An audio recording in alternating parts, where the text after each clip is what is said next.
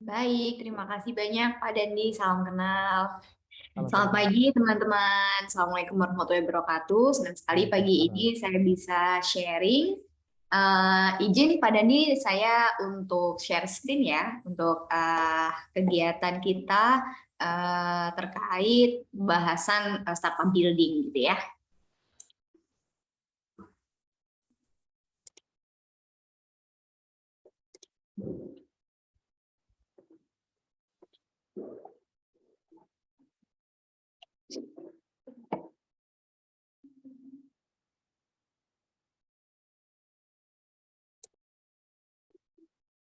Apakah sudah terlihat?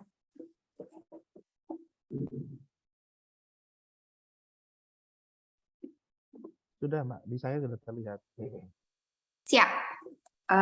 Sesuai yang tadi sudah disampaikan dari MC Mbak Fadila sama Pak Dandi, hari ini kita akan sharing-sharing gitu ya, terkait pentingnya teman-teman nanti kalau ingin membuat atau mengembangkan startup di bidang digital gitu ya.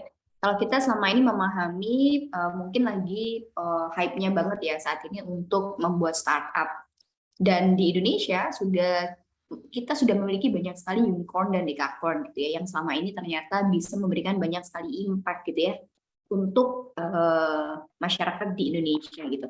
Nah, lalu sebenarnya bagaimana sih cara membuat startup yang memiliki impact gitu ya, khususnya untuk masyarakat yang ada di negara kita? Karena kalau kita berbicara tentang bagaimana kita membangun startup, yang pasti ada dua hal nih teman-teman. Apakah kita menyelesaikan suatu permasalahan ataukah kita memberikan solusi atas permasalahan yang terjadi? Dan yang kedua adalah di mana sih value-nya? Nah, dua hal ini yang nantinya akan kita kupas tuntas, serta bagaimana sih sebenarnya saat ini challenge-challenge yang akan kita hadapi dalam mengembangkan sebuah startup digital, gitu ya. Nah, ini saya kulik sedikit gitu ya, apa aja sih yang menjadi basic human needs saat ini gitu. Yang pastinya dua di bawah ini kayaknya wajib banget, nggak bisa enggak gitu ya.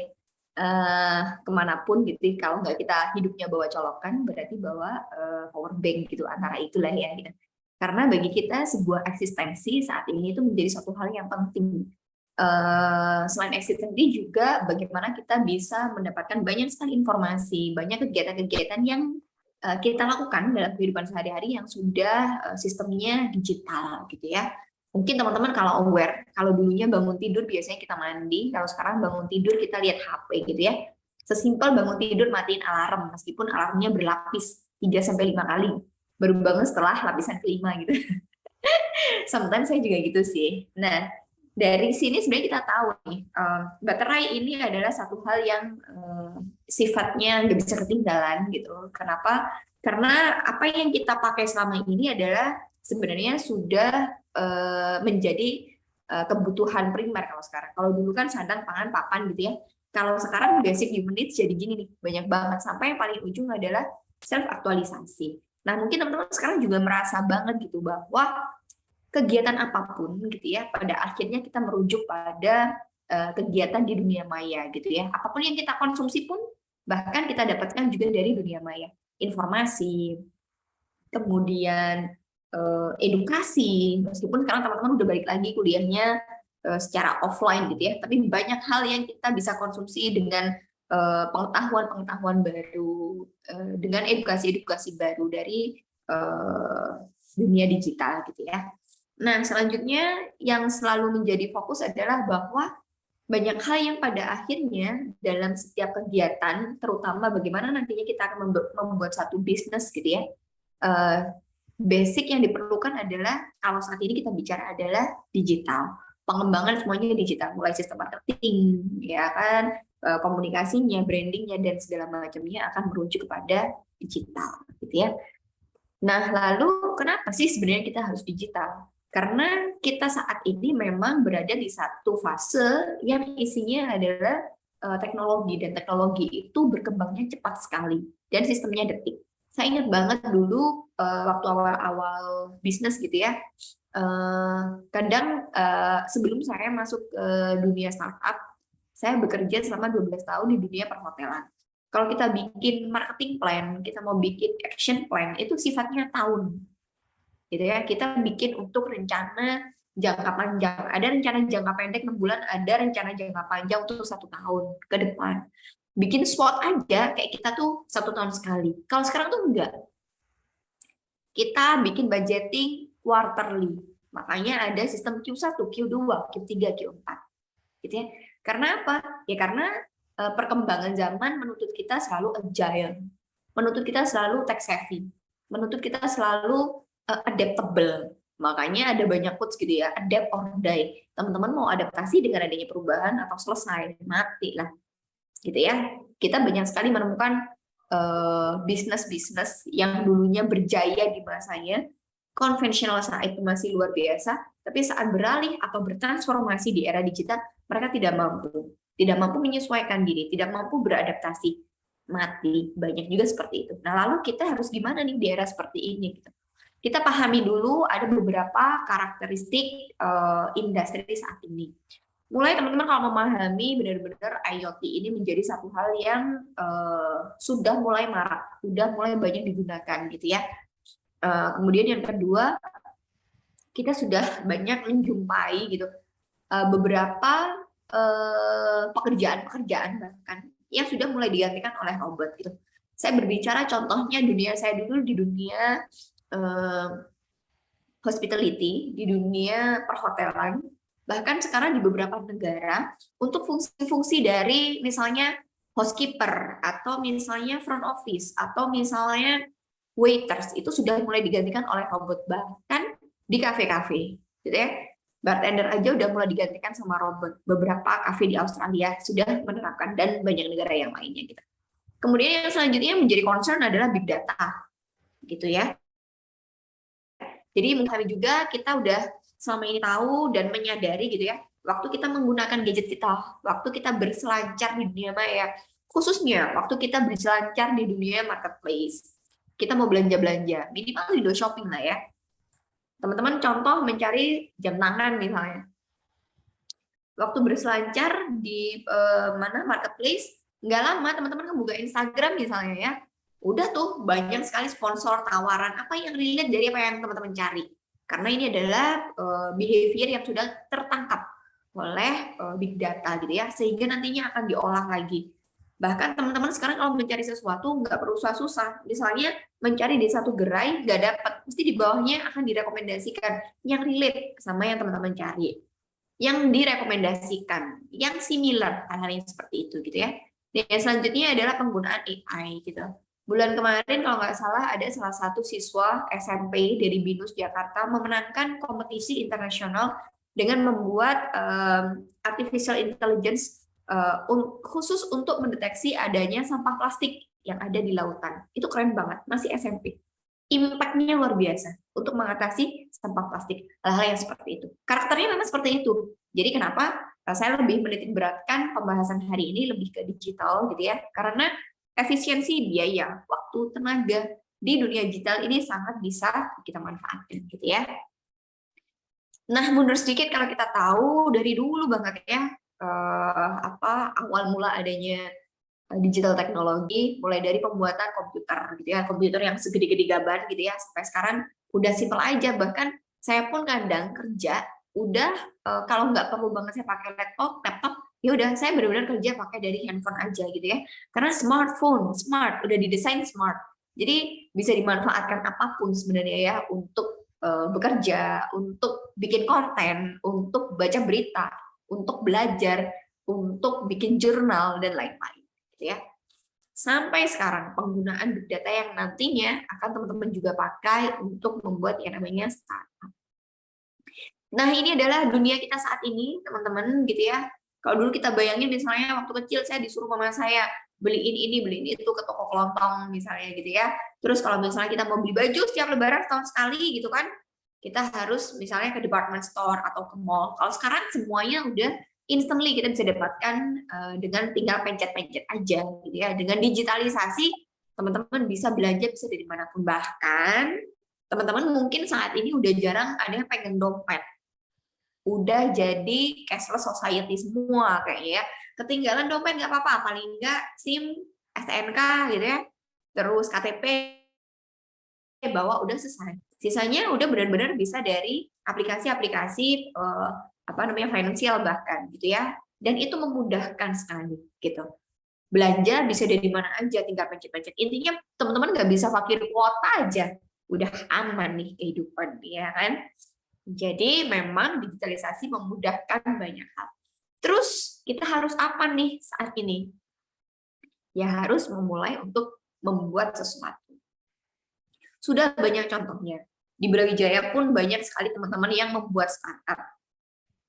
Selama ini Ngalu bekerja sama dengan Universitas Brawijaya gitu ya, selalu aktif sekali berkolaborasi untuk memotivasi teman-teman untuk menjembatani. Biasanya kita juga bekerja sama dengan beberapa kementerian gitu ya, untuk kita running kegiatan-kegiatan startup untuk boosting motivasi anak-anak mahasiswa juga untuk mendevelop startup digital. Nah, saatnya juga teman-teman untuk ngebikin. Karena saat ini milenial lagi sibuk banget nih bikin startup, khususnya untuk di bidang digital. Nah, tapi teman-teman harus tahu nih challenge-nya yang akan kita hadapi apa aja sih gitu ya. Ada beberapa hal yang sudah saya note di sini, challenge saat teman-teman nantinya akan launching startup. Yang pertama biasanya dari value-nya. Terkadang kita tidak memahami, kurang cukup value-nya. Yang kedua, kadang kita menjual produk yang tidak dibutuhkan pasarnya, atau bahkan memang nggak punya pasarnya. Yang ketiga, kita nggak punya budget untuk melakukan strategi marketing. Terus kita harus apa? Yang keempat adalah getting initial traction. Kadang kita melakukan sesuatu, yaudahlah ngalir dulu, kita tidak mempertimbangkan pentingnya untuk traksi dan lain-lain. Padahal yang namanya bisnis pasti mencari keuntungan. Jadi mau nggak mau harus dipikirkan traksinya, gitu ya.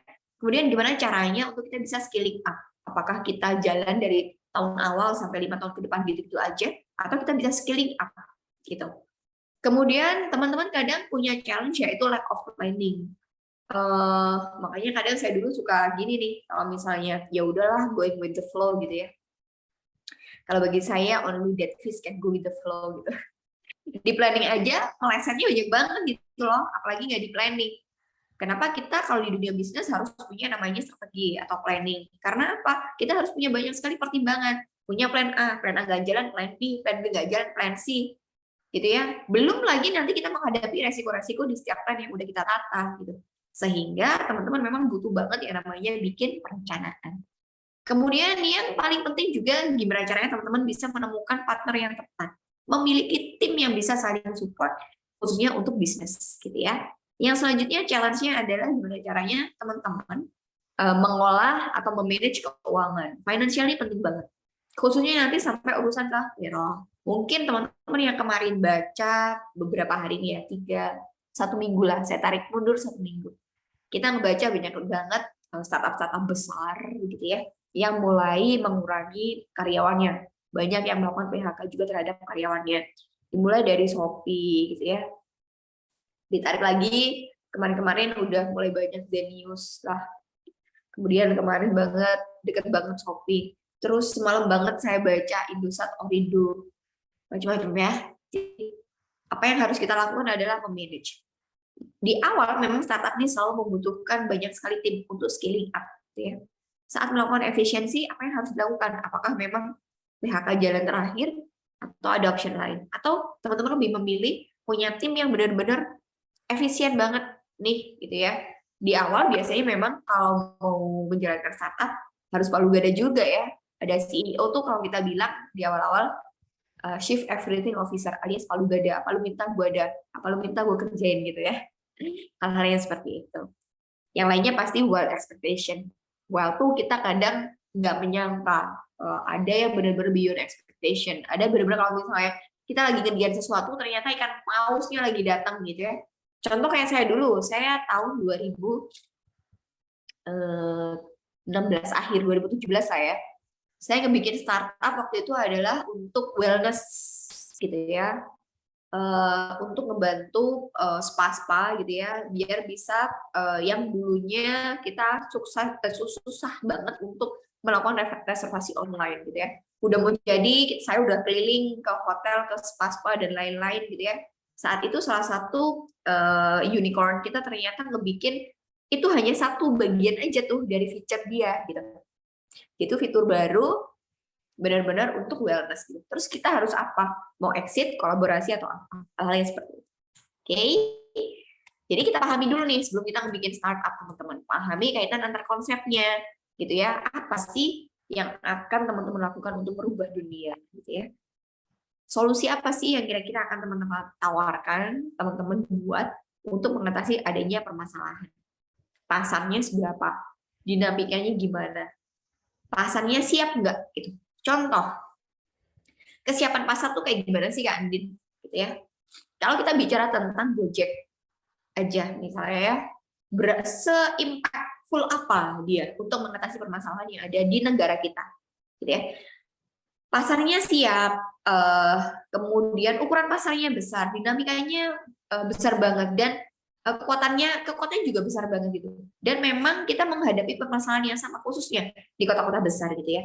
Nah lalu misalnya kita melirik ke negara sebelah, misalnya di Singapura. Kira-kira kalau kita ambil satu aja contoh dari GoRide, banyak Mbak di sana. Hal-hal yang seperti itu di market pasar itu menentukan kedepannya kita mau bikin apa, menyelesaikan permasalahan seperti apa. Contoh satu. Kedua, saya ambil contoh di negara sendiri. Di Malang mungkin belum ada. Di Jakarta beberapa kali saya ke sana, kalau saya mau belanja barang, misalnya nggak mau macet banget, udah mereka aktivasi yang namanya Astro, kalau teman-teman tahu ya. Aplikasi startup khusus untuk berbelanja retail. Mungkin kayak apa namanya beberapa gerai Indomaret atau Alfamart yang sistemnya pesan antar kayak gitu ya. Cuman Astro ini punya komitmen untuk dia bisa delivery dalam waktu 15 menit nyampe di tangannya teman-teman. Jadi waktu awal banget saya download aplikasinya, saya coba gitu ya, saya penasaran. Yang bikin penasaran adalah, maksud saya, misalnya nih, Gojek kan sudah punya GoMart, ya, Indomaret, Alfamart udah bisa pengantaran gampang banget. Belum lagi retail-retail yang lain. Kenapa masih ada Astro? Apa benar Astro ini menyelesaikan permasalahan yang terjadi? Gitu. Terus saya coba, benar-benar saya beli barang tuh yang agak susah-susah ya. Misalnya saya beli es krim, kan nyebelin banget ya, pengantaran es krim gimana kalau leleh. Gitu. Jadi memang saya penasaran coba. Saya ngeriset nih. Kemudian saya beli makanan-makanan ringan gitu ya. Kemudian saya beli pembersih wajah, kapas gitu, sili-sili aja gitu, yang benar-benar saya pakai.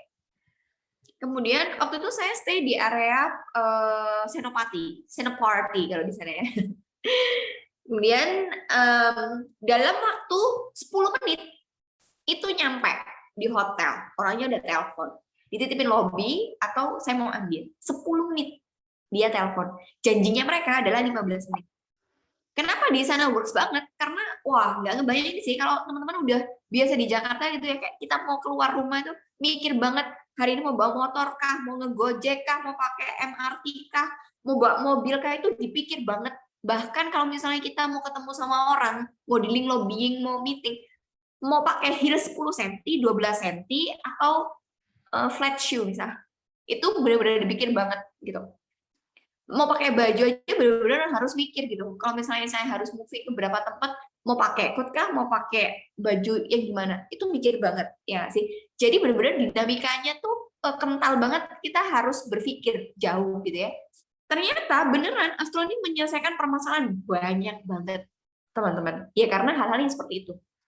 Satu, waktu. Kalau saya mau ketemu teman-teman di Jakarta, stakeholders, partners yang ada di sana, benar-benar like 1 minggu atau bahkan sebulan sebelumnya, saya harus ngenut banget. Saya mau janjian ketemu sebulan lagi. Kenapa? Teman-teman yang ada di Jakarta kalau mereka mau meeting itu kayak sehari bisa 10-12 meeting per hari. Kayak mana kalau kita mau ganggu jadwal dia, nyempilin waktu setengah jam atau sejam untuk ketemu. Hal-hal yang seperti itu ya. Itu jadi ternyata di sana pun untuk meeting aja benar-benar harus book waktu. Terus kalau misalnya mau beli sesuatu itu benar-benar kayak ya udah. Jadi dengan Astro menyelesaikan banyak permasalahan. Orang yang nggak mau ribet gitu ya, jamnya padat banget, mau belanja sesuatu nggak mau kelupa. Apalagi mungkin kalau misalnya kayak saya orang tua ya, harus ngurusin tugasnya anak, harus ada misalnya nih SBDP, harus ngebawa spidol lah, harus ngebawa inilah itulah. Hal-hal yang seperti itu kan kadang kalau kita ibu bekerja misalnya, apalagi di Jakarta sibuk banget, nggak punya waktu ngurusin gitu ya. Nah, hal-hal kayak gitu. Sehingga pasarnya siap, dinamikanya wah luar biasa. Ukuran pasar besar. Jadi ada startup seperti itu, ya benar-benar bisa solving the problem. Gitu ya. Terus kalau kita mikir, berarti masih bisa ya kita bikin, tergantung teman-teman mau solve apa dulu gitu ya. Kalau tadi clear solve-nya gitu, kita benar-benar nggak punya waktu, benar-benar terbatas, benar-benar situasinya nggak memungkinkan, ya bisa. Dengan adanya startup itu di Jakarta tuh benar-benar lagi terkenal banget gitu. Di situ saya ngerasa bahwa mikir nih, lapaknya nih ada di mana aja ya kira-kira, berapa titik gitu loh, maksudnya punya berapa gudang, sama punya berapa staff, kan mereka di waktu banget ya, berapa staff ngambilin barangnya nggak sih, kadang kayak kita mau ngambil barang kan mikir ya, sistem layout gudangnya kayak mana biar bisa cepat, bahkan ice cream yang datang di tangan saya, itu ada ice cream box-nya teman-teman, gitu, di dalamnya itu ada es batu yang dimasukin ke plastik-plastik, gitu loh, maksudnya sampai dipikirin gitu, wah gila sih gitu, dan itu 10 menit dan es krim tidak mencair, hal-hal yang seperti itu gitu ya. Nah lalu kita juga harus tahu nih produk apa yang akan kita deliver, kita akan buat produk apa, kira-kira pelanggannya siapa aja. Jadi kita harus breakdown semuanya sehingga kaitan antar konsep ini benar-benar nyambung, sehingga nantinya solusi yang akan kita tawarkan benar-benar bisa menjawab apa yang menjadi kebutuhan dari pelanggan kita, gitu ya. Dengan mempertimbangkan beberapa hal, apakah ada kompetitornya, apakah ada similar existing business-nya, apakah barang kita ini substitusi, apakah kita memiliki supplier, partner, lingkungan sosialnya seperti apa. Jadi harus disambungin. Yang pastinya teman-teman harus memikirkan value to impact. Again, impact ini akan membuat bisnis teman-teman sustain. Gitu ya. Ada beberapa startup yang high banget di awal. Kita bisa lihat dalam 8 bulan ada perkembangan enggak. Kalau stuck di situ aja biasanya nggak lama dia akan exit. Gitu ya. Tapi kalau startup ini benar-benar punya impact, biasanya dia lebih sustain. Gitu. Ada 2 pertimbangan kalau teman-teman nanti jadi investor gitu ya, antara impact sama traksi. Tapi mostly yang selalu dicari adalah traksinya. Terus gimana? Ini ada best formula untuk teman-teman bisa create startup. Dari idea. Kemudian ada suffice funding ya. Kemudian teman-teman punya tim yang benar-benar expert di bidangnya. Mulai dari developernya, mulai dari hustlernya, mulai dari hipsternya. Teman-teman harus punya unique features. Of course, ini adalah kolaborasi dari tim yang ada di startup teman-teman, gitu ya. Jadi mulai dari idea, dari timnya, expertnya, kemudian teman-teman harus membuat marketing campaign yang sesuai. Nah, teman-teman baru akan bisa mendapatkan ramuan untuk membuat yang namanya successful startup. Nah, ini ada beberapa tips untuk teman-teman bisa memahami value untuk pelanggan atau calon pelanggan. Kira-kira siapa sih pelanggannya, permasalahan apa yang dihadapi, keinginannya apa, value yang nantinya teman-teman akan ciptakan harus bisa menjawab kebutuhan. Manfaat apa yang akan teman-teman deliver, apa yang akan teman-teman kerjakan, apa yang mereka akan butuhkan, solusi apa yang akan teman-teman tawarkan, value-nya apa sih, unique value yang teman-teman punya, sama surprise-nya apa. Value itu kayak kita ngejawab gini, kenapa sih aku harus ngedownload aplikasi startupmu? Kenapa sih aku harus ngepakai produkmu? Kenapa sih aku harus subscribe startupmu misalnya kayak gitu. Jadi itu adalah value. PR yang paling susah yang biasanya teman-teman bikin misalnya di awal adalah menjawab value. Apa sih value-nya? Apa sih unique value-nya? Kalau teman-teman udah dengan mudah menjawab, ya karena kita punya value ini, itu, dan lain-lain, harusnya lain-lain udah lebih mudah. Gitu ya. Kenapa? Karena teman-teman akan nge-breakdown. Dari tools ini, Value Proposition Canvas, bisa memudahkan teman-teman. Ini tools aja ya, untuk menjadi panduan kalau teman-teman akan mengerjakan. Mulai dari customer segmentnya sampai value proposition yang akan teman-teman buat. Gitu ya. Nah, saya hanya mengingatkan, ada banyak sekali startup fail, gitu ya. Kenapa? Kenapa sih banyak sekali bisnis baru itu gagal? Dan jawabannya karena mereka menjual sesuatu yang tidak diperlukan oleh market, yang tidak dibutuhkan. Sometimes menurut dia adalah masalah. Buat orang lain belum tentu. Buat orang lain bisa jadi ya masih sosok. Apalagi kalau masih banyak similar business atau existing business yang sekarang sudah ada. Lalu apa yang menjadi perbedaan teman-teman? Apa yang menjadi keunikan dari yang startup teman-teman punya? Gitu ya. Terkadang juga teman-teman kalau misalnya ngebikin startup, untuk melakukan validasi market tuh kayak males banget gitu ya, padahal itu penting. Untuk melakukan go to market strategi kadang males banget. Kenapa? Yang selalu dihindari adalah teman-teman merasa bahwa kalau pertanyaan apakah produk saya benar-benar dibutuhkan, ternyata pasar menjawab enggak. Basicnya dari apa? Menurut saya, asumsi saya, produk saya nanti akan dibutuhkan. Menurut saya, aplikasi saya dibutuhkan. Tapi teman-teman bisa lakukan yang namanya market validasi untuk menghindari yang namanya kegagalan pembuatan startup. Nah, gampang-gampang susah untuk membuat startup, tapi yang pastinya saat teman-teman sudah di fase fit ya, produk market fit. Ini adalah situasi di mana produk yang teman-teman buat bertemu dengan pasar dan benar-benar yang namanya kondisi pasar membutuhkan produk dari teman-teman. Kondisi inilah yang nantinya disebut dengan produk market fit. Saat teman-teman membuat produk, saat market benar-benar membutuhkan produk teman-teman. Ini akan ketemu, akan fit. Kayak teman-teman kalau mainan puzzle ya. Puzzle tuh kalau satu blok dengan blok yang lainnya nggak ketemu, ya dia nggak akan fit. Gitu. Sehingga nanti pada akhirnya teman-teman untuk menuju kesuksesan, pasti teman-teman akan melewati fase yang namanya produk market fit. Harus fit dulu. Gitu ya. Nah, kira-kira bisnis model seperti apa yang akan kita buat? Gitu ya. Teman-teman bisa ngelihat dulu nih dari produknya, atau teman-teman akan membuat dari services. Sebentar, izin ya. Kayak saya mau bersin, sorry. Kemudian, ataukah kita mau trade gitu ya. Nah, jadi dari bisnis model ini teman-teman akan bisa lihat kira-kira yang sesuai sama saya yang mana, yang saya punya expertise-nya yang mana, yang saya punya channel-nya yang mana, yang memudahkan karena saya benar-benar expert di bidang itu yang mana. Teman-teman bisa memilih. Apakah pada akhirnya teman-teman membuat service, ataukah teman-teman membuat produk, ataukah trade. Gitu ya. Tapi ingat, untuk menjalankan satu bisnis di awal banget, teman-teman harus punya strategi dari sisi segmenting, targeting, positioning.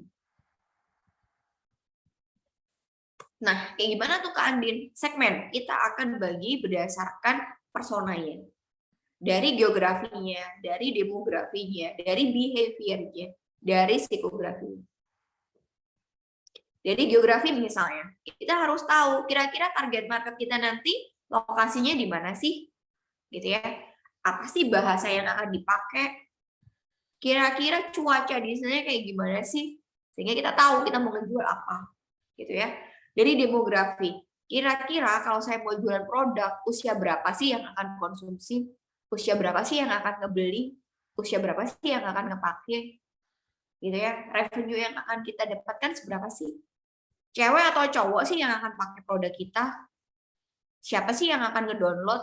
Gitu ya. Kemudian siapa sih yang memiliki hobi dengan apa yang nantinya akan kita tawarkan, misalnya. Kalau misalnya kalau kita ngebikin startup untuk, kalau sekarang kan lagi zaman banget orang benar-benar udah mau spending uang untuk pola hidup sehat ya. Berarti aplikasi-aplikasi yang kita biasanya pakai, mulai dari misal nih yang diet hitung kalori, atau kemarin saya baru dapat sponsors ya di sosial media saya adalah aplikasi khusus untuk emak-emak gitu ya, mengembalikan bentuk tubuh seperti zaman perawan. Itu ada aplikasinya. Ngehitung waktu untuk mereka memanage waktu antara pekerjaan rumah, pekerjaan misalnya dia memang ibu bekerja, dan waktu dia untuk berolahraga. Gimana caranya? Apakah dia punya hobi olahraga? Apakah macam-macam? Gitu ya. Jadi itu penting banget untuk kita tahu segmennya. gitu. Sama behavior ini benar-benar satu hal yang penting banget saat ini teman-teman untuk tahu behavior dari customer-nya teman-teman, gitu ya. Interest-nya seperti apa. Kemudian kita klasifikasikan, lalu kita lakukan analisa.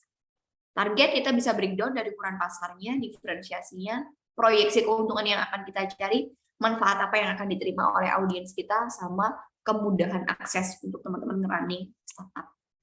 Positioning juga adalah salah satu faktor untuk pembeli menentukan keputusan apakah nantinya akan membeli produk teman-teman. Posisinya tuh di mana sih saat ini? Gitu ya. Nah, untuk itu kita perlu tahu dinamikanya seperti apa untuk teman-teman punya opportunity untuk membuat startup di tahap awal.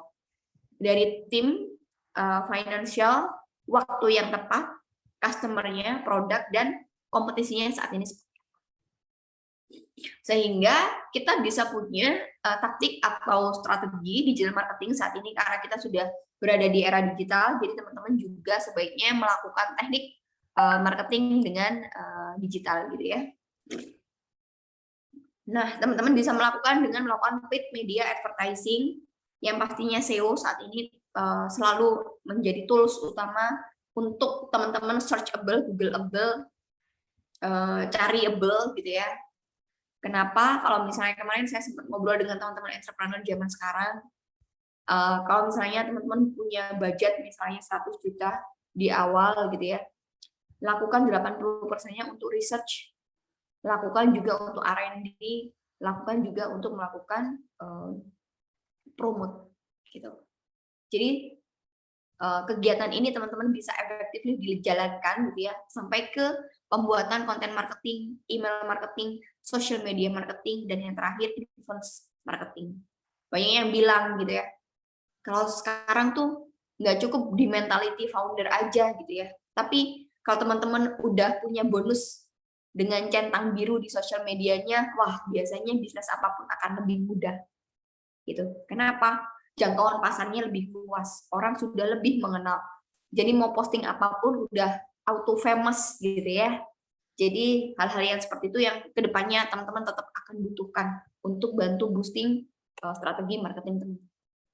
Yang selanjutnya, yang pastinya ada hal-hal penting dari yang teman-teman lakukan dari sisi digital marketingnya, mulai melakukan affiliate, kemudian menjalankan referral programs. Teman-teman bisa melakukan networking events. Ini cepat banget untuk bantu mencari channel marketing dengan akses jejaring gitu ya. Makanya Mas Nadiem selalu bilang kalau zaman sekarang mau kuliah nggak cukup kuliah aja, udah harus cari jejaring mulai saat ini. Entah mulai dari sesimpel UKM, BEM, ikut event-event, seminar, workshop dan lain-lain, carilah jejaring sebanyak mungkin gitu ya. Karena saat nanti teman-teman ngerunning startup atau bisnis, teman-teman udah punya channel nih mau mengarah kemana, itu yang akan membantu mempercepat atau bahkan kolaborasi pun bisa membuat impact untuk startup teman-teman. Direct selling, community marketing, makanya banyak sekali startup saat ini, unicorn pun gitu ya, mereka selalu punya tim khusus untuk reach out community, karena mereka yang akan bantu boost, mereka yang akan jadi evangelis untuk startup teman-teman, untuk sustainable juga. Yang terakhir adalah word of mouth, ketok tular gitu. Nah, lalu apa yang teman-teman bisa lakukan? Pastinya teman-teman harus fokus untuk creating startup agile dengan adanya perubahan. Nah, apa yang bisa lakukan? Ya pastinya teman-teman harus bisa fleksibel secara planning. Makanya kalau tadi di awal saya sampaikan, udah nggak ngomongnya strategi setahun ke depan gitu ya, ya udah mainnya di Q aja dulu, karena nanti lebih fleksibel, lebih lincah, lebih agile. Anytime ada perubahan, teman-teman bisa switch, bisa menyesuaikan diri terhadap adanya perubahan, hal-hal yang seperti itu. Progressive growth, harus berprogres, lebih baik. Jangan melakukan sesuatu itu langsung mencari perfectnya. Jadi belum selesai, harus aku sempurnakan. Kesempurnaan itu bisa didapat dari adanya progres. Yang penting startup itu berprogres. Makanya kita punya MVP, MVP 1, MVP 2, MVP 3 gitu ya. Startup itu banyak yang sukses tidak dengan perfect di depan, tapi berprogres. Jadi selalu ada perubahan, selalu ada pembaharuan, selalu ada fitur-fitur baru, selalu ada solusi-solusi baru. Yang pastinya early delivery. Jadi sesegera mungkin teman-teman melakukan perubahan, teman-teman membuat produk, sesegera mungkin teman-teman melakukan launching gitu ya. Biasanya sampai kita dibilang fail fast, learn fast, success fast gitu ya. Tapi yang pastinya teman-teman harus bisa beradaptasi dengan adanya perubahan. Basic di awal pastinya teman-teman akan mempelajari yang namanya BMC, atau kalau di digital, untuk digital platform atau digital startup, teman-teman akan ngebikin menggunakan Lean Canvas. Kenapa Lean? Ya karena balik lagi akan ada banyak sekali perubahan sehingga teman-teman butuhnya Lean gitu ya. Teman-teman butuhnya berprogres gitu. Jadi ini tools ini saya yakin teman-teman udah dapat semua. Tinggal bagaimana teman-teman nge-feel dengan baik. Mungkin kalau saya bisa kasih contoh dari Gojek, ini yang paling mudah banget gitu ya. Mulai dari bagaimana teman-teman menemukan key partners-nya, activity yang dijalankan seperti apa, resource yang teman-teman punya seperti apa, value yang teman-teman tawarkan gimana, relation yang teman-teman bangun dengan customer seperti apa. Segmen yang tadi sudah saya buat STP-nya, teman-teman harus breakdown kira-kira gimana. Kemudian channel yang teman-teman punya apa? Dari strategi marketing tadi, teman-teman akan breakdown dalam bentuk channel, gitu ya. Apakah teman-teman akan melakukan advertising melalui paid promote kah, atau mau pakai influencers kah, atau mau pakai social media marketing kah, atau mau pakai SEO-nya yang di-boost kah? Apa channelnya? Gitu. Karena ini juga akan menentukan percepatan untuk branding dari startup teman-teman juga. Kemudian cost structure-nya gimana? Cost structure sama revenue stream itu sesimpel teman-teman akan menggunakan uang untuk menjalankan bisnisnya untuk apa aja. Revenue stream simpelnya teman-teman nanti nge-running bisnis ini dapat duitnya dari mana? Simpelnya kayak gitu. Jadi ini gampang banget sebenarnya gitu ya. Jadi kalau misalnya biaya operasional startup-nya tuh buat apa aja sih gitu. Oh ternyata aku harus langganan harus ini misalnya untuk bayar wifi-nya, wifi kantor, untuk sewa kantornya, untuk payroll karyawannya, macam-macam gitu ya. Nah dapat duitnya dari mana gitu ya? Kalau di Gojek dia bisa dapat duit dari service user-nya, bisa dari GoPay-nya. Kalau sekarang banyak banget channel revenue-nya jadi Gojek gitu ya. Tapi yang pastinya teman-teman harus tahu dulu seberapa besar market size-nya, sehingga teman-teman waktu membentuk startup, teman-teman tahu kebutuhan timnya apa aja. Yang pasti komponennya terdiri dari hustler, hacker, hipster, simple thing. Hustler adalah yang memikirkan bisnis ini harus dibuat seperti apa, mulai ngerancang bisnis modelnya, marketingnya, dan macam-macam. Hacker ini orang yang benar-benar menjalankan fungsi untuk mendevelop aplikasi atau startup-nya atau platformnya, hipsternya yang ngebantu untuk mengetahui user experience ini nanti dituangkan dalam desain seperti apa, user interface-nya nanti seperti apa untuk memudahkan customer menggunakan platform teman-teman. Nah, sehingga untuk mencari tim teman-teman ada 4 hal yang saya note, yang pastinya mereka business oriented planning. Ini penting banget. Yang kedua, tim teman-teman make sure adalah tipe-tipe yang problem solving dan cepat, gitu ya. Kalau kelamaan ditinggal aja, gitu. Cari yang orientasinya benar-benar untuk bisnis dan punya bisnis problem solving. Kemudian disiplin teman-teman ya. Karena kalau teman-teman nggak disiplin, balik lagi kita di era digital ketinggalan dikit ya udah dihajar sama kompetitor gitu ya. Terus mempertimbangkan biaya, waktu, tenaga, kemudian punya kemampuan untuk melakukan dealing, lobbying, memiliki kemampuan juga untuk critical thinking, hal-hal yang seperti itu. Kenapa? Karena memang kalau kita bekerja dengan tim, ada banyak sekali benefitnya, mulai dari idea generation, saling belajar dari pengalaman masing-masing, kemudian bisa saling mensupport. Kamu punya jejaring, saya punya jejaring, siapa punya jejaring, ini yang akan membantu boosting untuk mempercepat jalannya startup. Kemudian juga meningkatkan efisiensi, bisa sharing workload, membagi beban kerja. gitu ya. Yang pasti juga untuk meningkatkan komunikasi. Nah, lalu gimana caranya teman-teman untuk bisa memenangkan kompetisi ini yang pastinya harus digali dengan data. Yang kedua, gunakan tools digital marketing, perluas jejaring, challenge the process. Ciptakan sistem untuk men-challenge the process.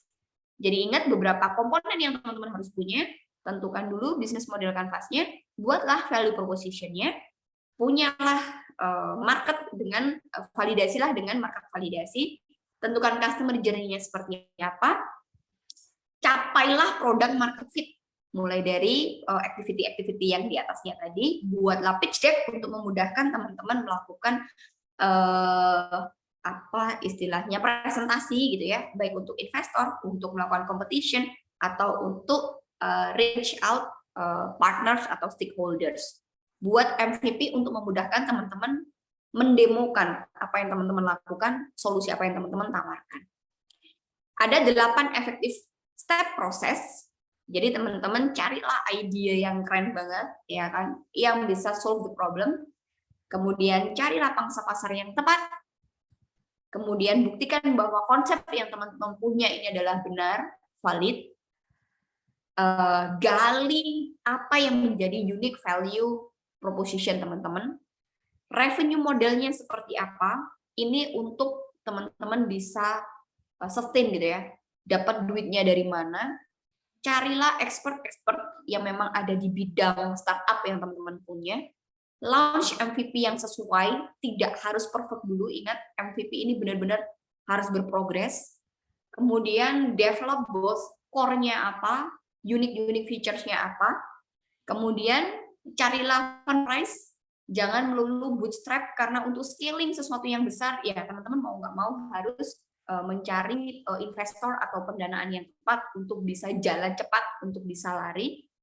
Kemudian jangan pernah lupa yang namanya marketing, gitu ya.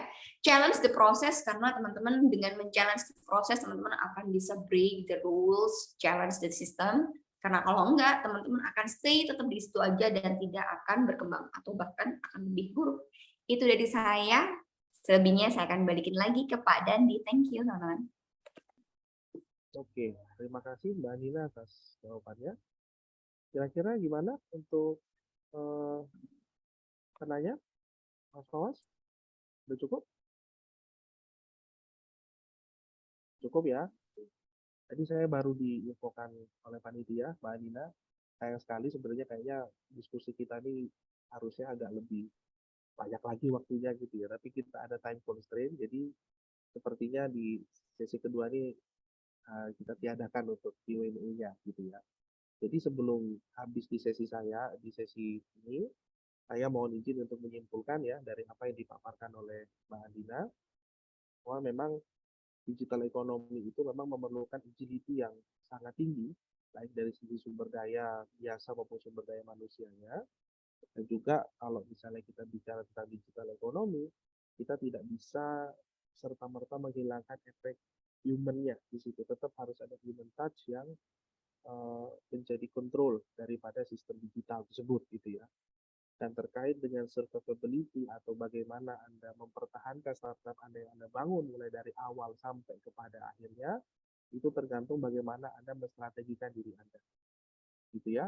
Dan tadi yang dari pengalamannya Mbak Anina menggunakan sumber daya yang beliau punya, yaitu networking-nya, bagaimana beliau menggunakan branding daripada dirinya dan perusahaannya, sehingga menjaga supaya bisnis startup-nya itu tetap berjalan, sustainable gitu ya. Dan juga tadi juga diceritakan bahwa jeli melihat peluang ketika kita tertutup oleh satu kebijakan atau satu kejadian yang membuat kita harus bergeser paradigma, maka kita juga harus punya kemampuan adaptasi yang cukup tinggi gitu ya. Jadi saya harap teman-teman dari apa yang dipaparkan oleh Mbak Andina bisa mengambil pelajaran ya, dan juga bisa jadi inspirasi bagaimana kita menjadi adaptive person di dunia yang sekarang speednya atau kecepatan itu makin lama makin tinggi, didorong oleh revolusi dari dunia digital. Jadi itu kesimpulan dari saya sebagai moderator. Sebelum saya akhiri, saya mengucapkan terima kasih banyak kepada Mbak Andina ya atas sharingnya, jawabannya, dan atas antusiasmenya tadi. Saya lihat semangat sekali gitu jelaskannya, gitu ya. Semoga itu bisa jadi motivasi untuk teman-teman ya, untuk saya sendiri sebagai dosen, motivasi juga ke teman-teman mahasiswa. Seandainya setelah mereka lulus dari sini, mereka ingin kerja di startup atau mungkin membuat startup sendiri. Gitu. Oke, mungkin itu dari saya sebagai moderator. Terima kasih banyak. Saya mohon maaf kalau saya ada salah kata dan salah perilaku. Untuk sesi ini saya kembalikan kepada Mbak Lucy. Terima kasih. Wabillahi taufiq wal hidayah. Assalamualaikum warahmatullahi wabarakatuh dan selamat siang. Waalaikumsalam. Terima kasih Pak Dandi.